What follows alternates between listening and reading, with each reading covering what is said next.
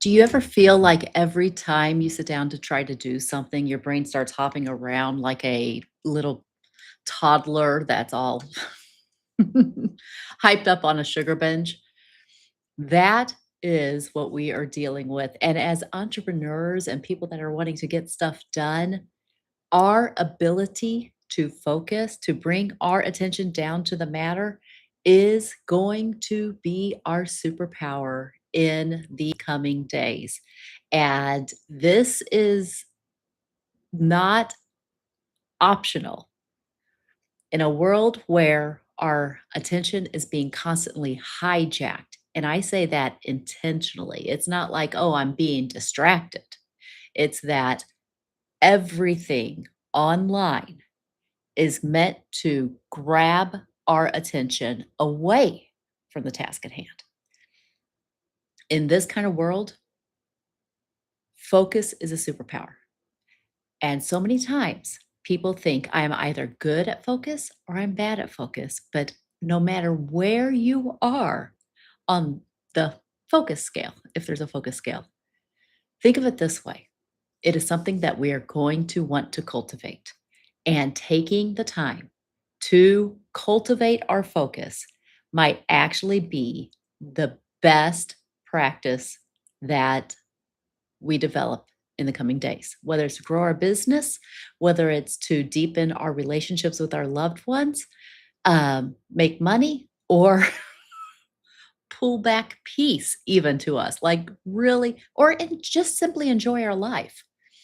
We are going to want to learn the skill of cultivating focus because otherwise, we, instead of being able to use all of these wonderful computer tools at our disposal, we will become the tool that is used by them to accomplish their goals, to get us to get outraged, to get us to buy into their agenda, whatever there is, to get us to even just mindlessly consume information or mindlessly consume calories or mindlessly consume purchasing.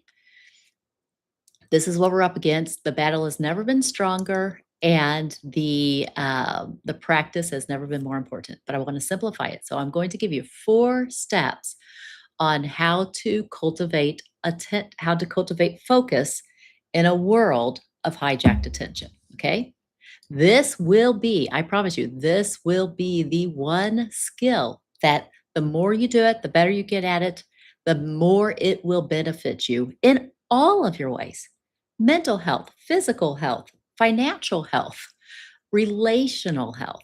All right. So, this world is designed to, but the thing that I want to remember before you go on is this: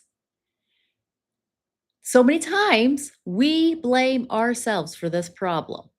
What if what if the reason you cannot focus is not because you're undisciplined, but that you are trying to get focused in a room where every door and every window is open? So think of it like that.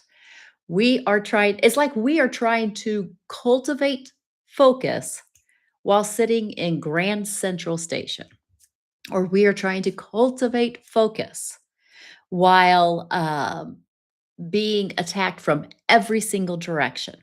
So we are going to have to be even more intentional. And so I've outlined 4 steps that will help us with this. So, in case we're meeting for the very first time, my name is April Bragg, and I am the Time Rich Woman coach. And I help overextended entrepreneurs find the one move that will grow your business this week without adding more to your plate.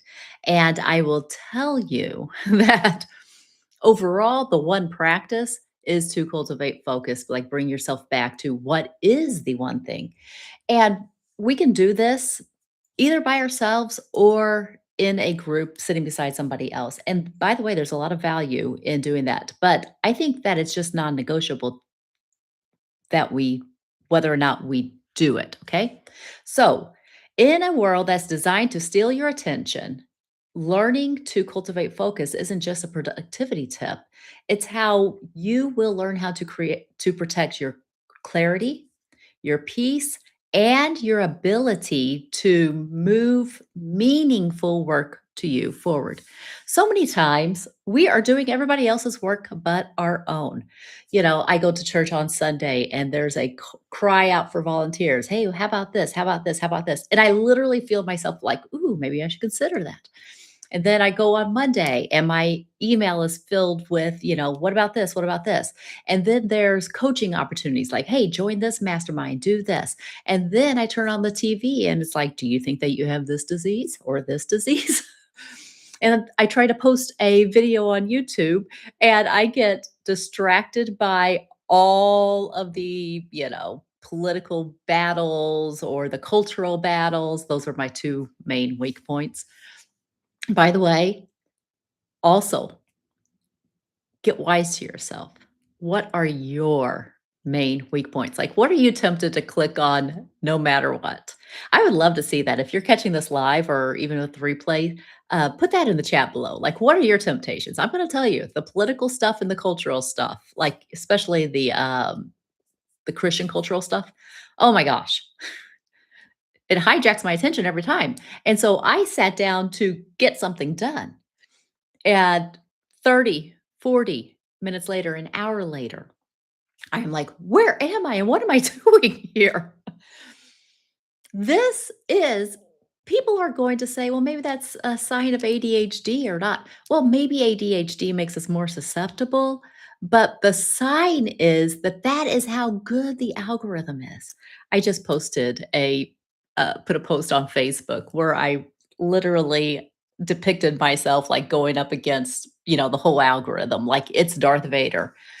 And here's my beef with this. So many times we are beating ourselves up way too harshly about having a distraction problem while not giving equal weight, like equal attention to like how powerful is the algorithm against us. I compared it to like criticizing young Luke Skywalker on Star Wars for not defeating Darth Vader the very first time. Darth Vader is way, way more powerful, way, way more practiced, way, way more in touch with the force of attention. And poor Luke Skywalker is just learning about this force. Like, what are we talking about? That's what we're up against. But that doesn't mean that just because we are defeated right now, or we're distracted, or we're falling down, that we have to stay that way. So, what is the four-step framework for cultivating focus? Number one, set an appointment with your deeper, more present self, especially if you are trying to build something long term, like a business, a ministry, setting a direction for your families. You need to have time to think with yourself about your future. So decide ahead of time what this block of time is going to be and what it's going to be used for. Think about this. When was the last time that you actually sat down with yourself on anything?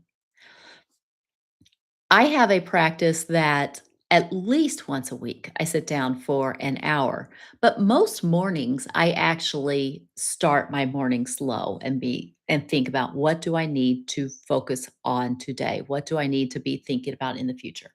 But if you are just beginning, I want you to keep this way simpler. Once a week, 15 minutes, and decide ahead of time what you're going to use that 15 minutes for. If you want to get to an advanced practice, maybe start doing it a few times a week, setting aside 15 minutes. Okay. But you could, this doesn't have to be, this is important. We want to get very specific. What am I using this time for? Okay. So it's kind of like going to a meeting at work and having no agenda. And then an hour later, we've talked about a whole bunch of things, but we've made no decisions. Whoever's been there and done that, that feels horrible. This is why meetings get such a bad rap. But when we have an agenda ahead of time of, okay, this is what I We need to decide by the end of this meeting. Are we going to the retreat or are we not? We need to decide by the end of this meeting, what is my next YouTube live going to be about? Need to decide by the end of this meeting, where's our family vacation going to be? Taking the time to make the decisions or to think through a particular problem. What is it that feels off about my business? What is this vague worry that I'm carrying around? Okay, so that's step number one. Set the appointment with your deeper, more present self. So set the appointment ahead of time and decide ahead of time what you're going to be thinking about. Now, listen, start small here, okay? But give yourself a regular practice. All right, now, when you get to that time, this is what you're going to do. This is step number two. You're going to shut all the doors to the distraction so you can protect that appointment. Turn off your phone notifications. Put your phone in another room if you want. Shut the literal door on the room. Go on a walk if you need to. But like literally think, how do I focus? I need to focus. I have this phrase that I say all the time. I need to focus. And because I've been doing this for like literally 35, 40 years, I have no idea. That phrase is the cue to I need to focus. It's like immediately my mind starts shutting everything out that I possibly can. If I had problem, if like other things were coming into my mind, one way that I've used to shut down the focus is to just grab a simple piece of paper and just like write down all the things that are interrupting me while I'm trying to think about this one thing. This is why, by the way, some of us, that might be ADHD prone or actually have a diagnosis, find last minute super tight boundaries, like super tight deadlines, so motivating is because it forces this focus down into the one thing. Like, I've got to write this 10-page paper in 10 minutes. And you're like, that was stressful, but it got done. I'm trying to teach you how to do this without the stress. Okay. So, this is not impossible, but it is going to be hard at first. No doubt about it. Any new skill that we try is hard. Okay. Step number three is explore first what you already know, believe, or think before absorbing everybody else's attention. That's why I said make an appointment with yourself. So many times we are just trained to automatically go to everybody else's opinion and we never find out what we're actually thinking about the topic at hand. And by the way, I'm including AI on this. So when I'm thinking about creating a new YouTube live, or I'm thinking about what do I need to help my clients with, or what do I need to grow my business for the next step, or what's feeling off in my marriage, might make it better, or how can I help my kids, or whatever it is. I start with what do I already know? That's the question. What do I already know?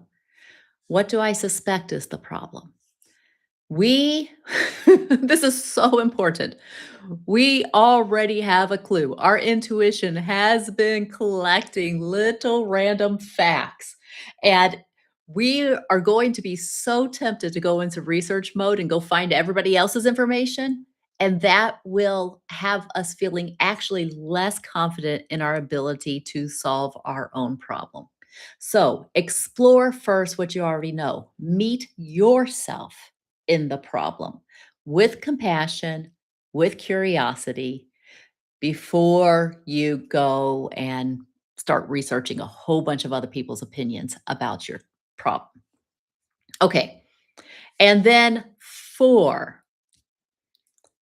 the fourth step is this. When you're cultivating focus, like creating this new superpower of focus in your life, I want you to start with just 15 minutes. Just, this is how I trained my son to focus when he was 5, when we were going to learn how to read. He and I were both having these power struggles and frustration and staying attention and me staying calm because, oh my gosh, It's very, very hard to teach your own child to read. I'm just going to say. And so this is what I did. We'll just do it for 15 minutes a day, every single day.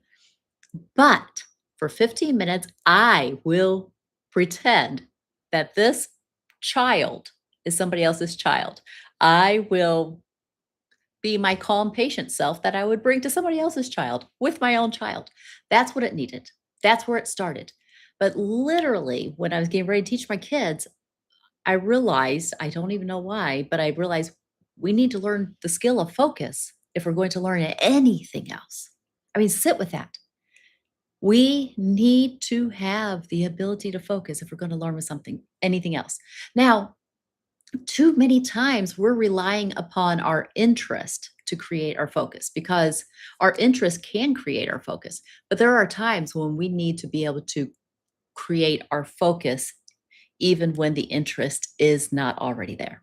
So let me recap these four, and then I want to go into why this is hard, but why it's worth it.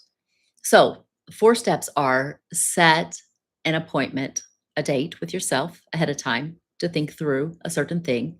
Do this regularly as you choose.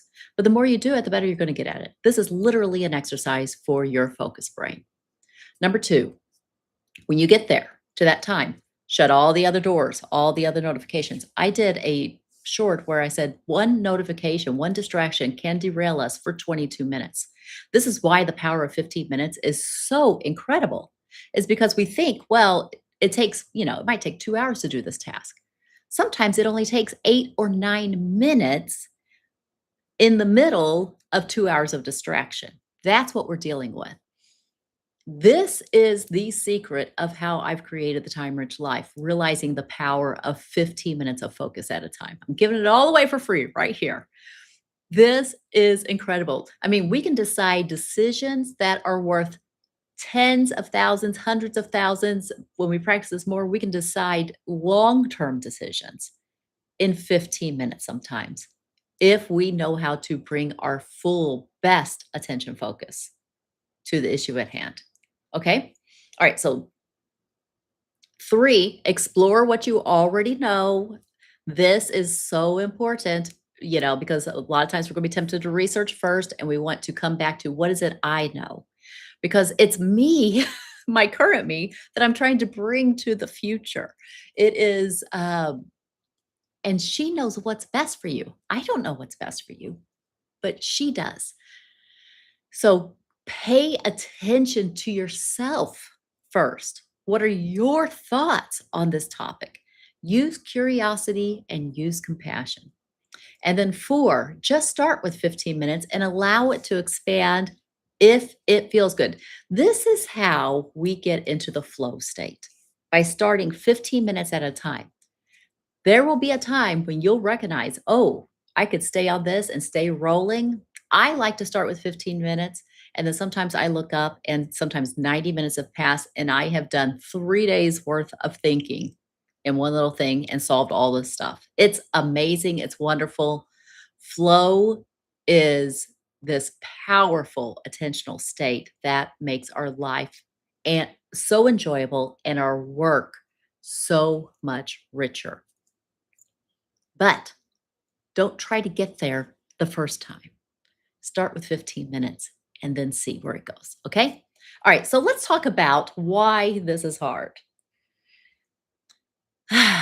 Number one, it's going to feel so uncomfortable at first, either because the skill is rusty or it somehow feels indulgent.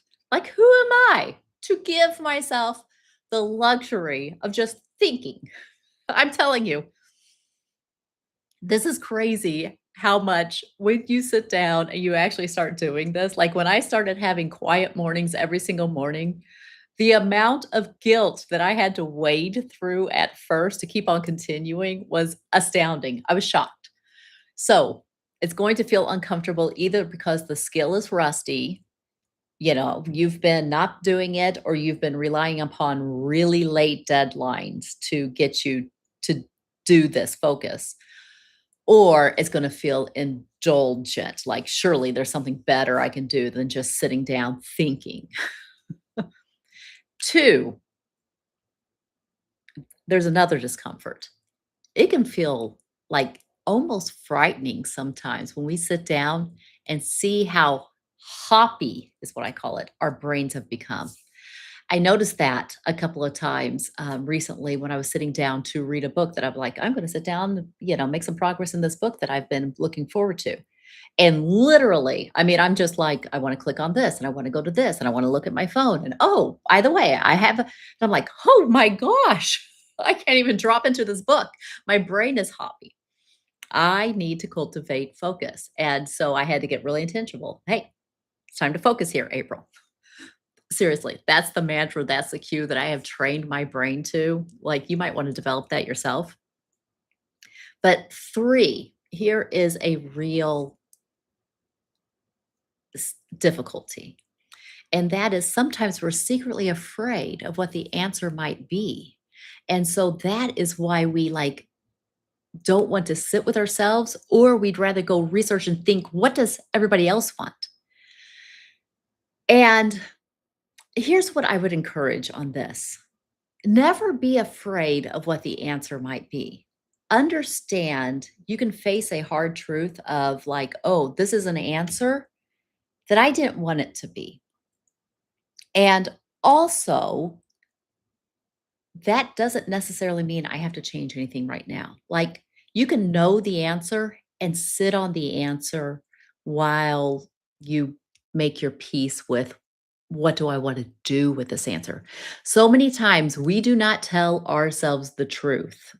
Like we don't want to sit down and focus. We do not want to sit down and think about our life. We will not tell ourselves the truth of our own life so that we can make it better or make peace with it as it is, because we don't realize that it's optional, that like we can know the answer, like I want this, but I don't want to work that hard to get it.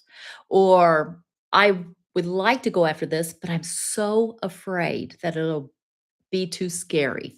Or I'm afraid to face the difficulty, or I'm afraid it might change other aspects of my life that I'm not willing to give up yet. That's okay. It doesn't mean you have to make that change now, but it is good. It is better even to know the answer. There's so much more I could say about this, but probably here is not the place and not the time. If there's something that you're really struggling with sitting with, I would recommend that you either join me on a weekly reset. Go to aprilbragg.com/reset. Or if you're seriously wanting privacy to discuss this, then you can book a clarity call, aprilbragg.as.me/clarity. But let's, those are the reasons why it's hard. And I've struggled with all three of these, and I still do at times. We are all going to. But let me tell you about the payoff. The payoff is so worth it. The ability to untangle the knots, to get to the bottom of the thorny questions of your own life, and to move forward on projects and also in our own life with greater confidence. That is the payoff. That is the dividend. Look, on one hand, I'm trying to say to so many overextended entrepreneurs, listen, distraction might be. It's either distraction or doubt or clutter. One of those three things. These are your greatest enemies to your better future. But on the other hand, what I'm trying to say is cultivating this skill might be the greatest gift that you give yourself. The ability to focus. I remember it was more than 20 years ago. I remember my dad and I having a conversation, and he's like, I kind of feel sorry for people who never have an opportunity to sit on a lawnmower or I think he said tractor and brush hog, but the modern day equivalent would be sit on a lawnmower and go around circles, and you can do nothing else except think. It is, and I remember realizing, oh my gosh, This is how I keep on stepping over and over again into a life that I enjoy, a life where my when I'm growing my business, I've got a saying, what does a profit a business owner to gain the whole world but lose their own soul? So, peaceable profits. How do we grow profits without losing our peace?